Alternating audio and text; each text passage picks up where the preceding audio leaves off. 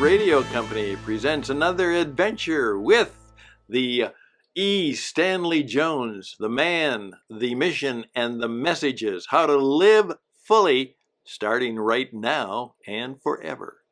And today, a notice of sadness and graduation, and 2 books you really need to know about. Greetings once again, ladies and gentlemen, and welcome to another adventure of the Stanley Jones, the man, the mission, and the messages podcast. My name is Stan Houston. I'm your host, and it's good to be with you. And today we begin with a note of sadness, and as one of my great friends and mentors said, and a notice of graduation. We've had Roberto Escamilla on the program, and he will be a regular. But lately, he has told me, and his family has informed me, that his wife was not doing well. Well, now we got a notice of her passing. Her name is Dorothy Escamilla, and she is a story of inspiration in herself. And Roberto, who's had a long and glorious ministry, says that I've been married to her for 70 years. They celebrated their 70th wedding anniversary on just December 24th last year, Christmas Eve last year. And she passed this week.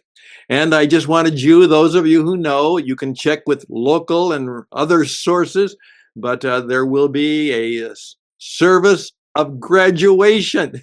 She has graduated to glory, which will be held this Friday, February 21st at 2 o'clock in the United Methodist Church in Ada, Oklahoma. And I'm sure either through the various organizations that you know of, or you can find out more about that, it will be this coming Friday at 2 o'clock, a service of remembrance of Dorothy Escamilla and her story. And I've had an opportunity to read her story, and it is truly an amazing story. And we'll talk more about that on a later program. Blessings on her name and her memory, and of course our thoughts and prayers with Roberto at this time, and with the Escamilla family, and of course the lives she changed, impacted were many. Best and blessings. Very much today, I want to keep it short, but it's a way of making sure that you are aware that we want this ministry. Now, please keep in mind, this is a business that ministers. There's a difference. I'm a businessman. I'm not a priest or a prophet or a pastor. I'm a businessman. Spent some time as a missionary, but I'm a businessman. And this is a part of the work we do, the way we serve others. And so we are going to continue this program, and we're going to hope that it will go and grow, so that not only will we have podcasts, but we will have teaching programs and other events which are focused on the fact that Stanley Jones has messages for today that were written years ago, preached many years ago, but so much ahead of his times, both in missionary practice and interpretation about how the good news of Jesus could be lived out even today. He's still, 50 some years after his passing, influencing people like you and me. Even today, I was reading through Unshakable Kingdom, because my friend Ed Hurd had said that he wants me to read that, and then he's going to teach me a little bit about it. And I'm looking forward to reading Unshakable Kingdom and the Everlasting Person. But I just wanted to mention that there's 2 things that have happened. First of all, the book, one of the first books that Stanley Jones wrote, was in 1925. So it's the 100th anniversary of the Christ of the Indian Road. And there's been an expanded edition. Well, let me tell you a little bit about a couple book stories, and then we'll mention a little bit more about this. There's another book that I read regularly, which is also 100 years old, and many of you have heard about it. It's called Streams in the Desert, an incredible book of affirmations and prayers and thoughts about living through the difficulties of life. And this book itself also was first published very much by what was called the Oriental Missionary Society, by a woman named and she used that term, Mrs. Charles Cohen. And it was a way of putting together a number of thoughts. And this book has survived. It's still a good seller, but it's 100 years old. My copy was 1941, but it's 100 years old, and the book itself, you can see, it's I've had to put these seams back together a number of times, and all of these things are points where there was something that struck me a great deal, and so I would write something in, or I would underline or put something in it, and you know how that works. And every time I did that, I put a little red marker, and sometimes I put green and blue.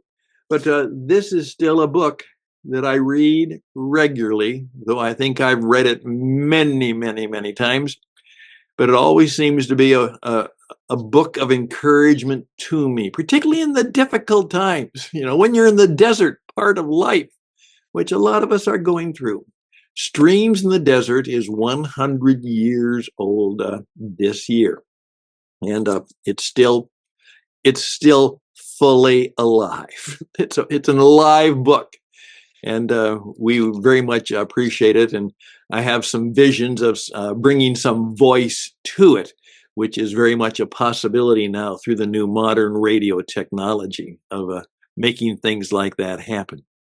But that goes right along with the book, which has been recently published by the United Methodist Publishing House, Abingdon, because they published some of the first one. I mean, see here, the camera doesn't want to always pick it up just right, but here it is, The Christ of the Indian Road. The Christ of the Indian Road. And what it was revolutionary at its times, because Stanley Jones made his way, and he found out that being a Methodist missionary in India was very, very different from being a Methodist pastor in America.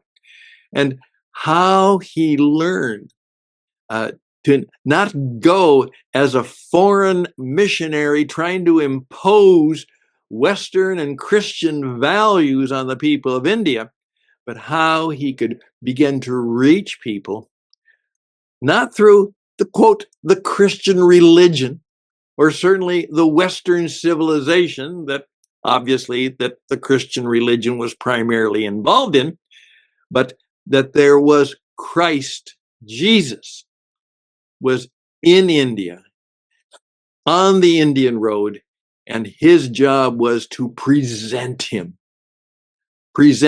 Jesus, his wisdom, his grace, his mercy, his transforming power to the people of India. Christ of the Indian Road. Now, I've been going through it. I think I may have read parts of it years ago, but now I'm reading the new version. And what has been done, Mr. Leonard Sweet wrote the foreword, and along with Ann Matthews and some of the people at Abingdon, they have asked modern contemporary people of different cultures to write an introduction to Stanley Jones. And I must say, they've done an incredible job. And I'm going through it now. And one of the things I oftentimes do is, you can see, I oftentimes put a little ribbon as a bookmark. But then I always have my favorite little black Murado pencil. I make pens and collect them, and I collect pencils. It's a cheap hobby. And I always get this one, and I put it in the bookmark So when I'm reading it, I always have something there to underline or take notes with using my black pencil as a bookmark. So that's what I have done, and that's what I'm doing. And I'm moving ahead on the chapters of the Christ of the Indian Road. And Abingdon, the press of the United Methodist Church, has published this, and I would fully recommend it to you. And protect, as I have done now, as I'm getting the original version, which they basically have just simply expanded that slightly, brought it slightly up to date, but it's still very much the text that Stanley Jones wrote, along with the additions and the commentary that bring it right up to date, because obviously India is a very different place in 2025 than it was in 1925. The Christ of the Indian Road.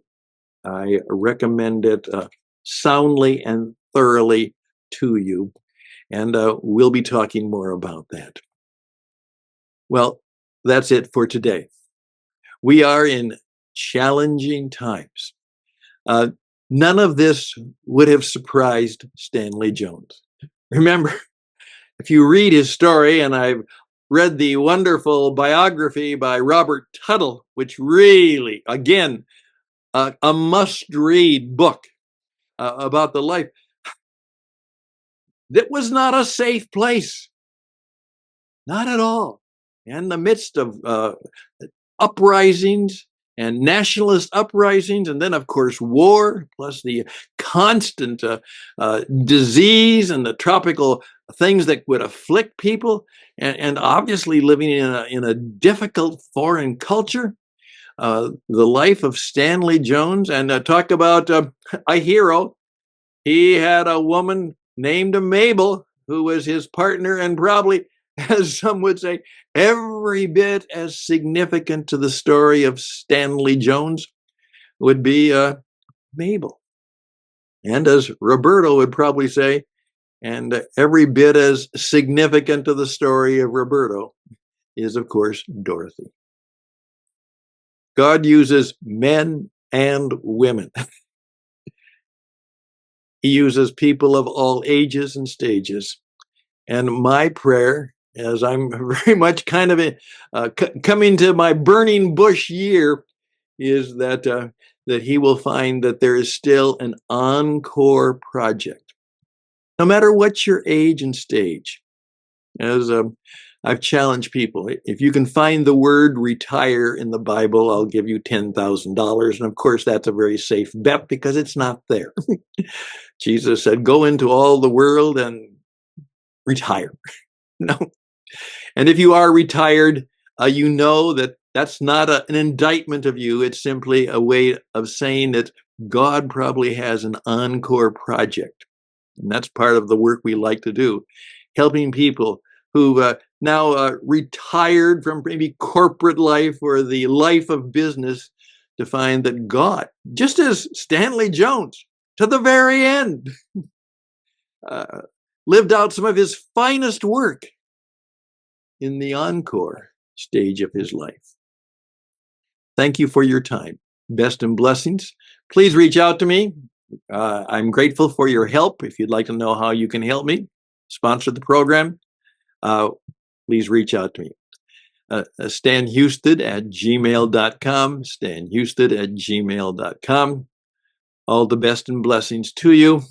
Till next time. And we've got a lot of next times, I hope, by God's grace and goodwill, as we go through the life of Stanley Jones, the man who was teaching us years ago how to be fully alive, how to live, not just be alive, but to live fully alive now and forever.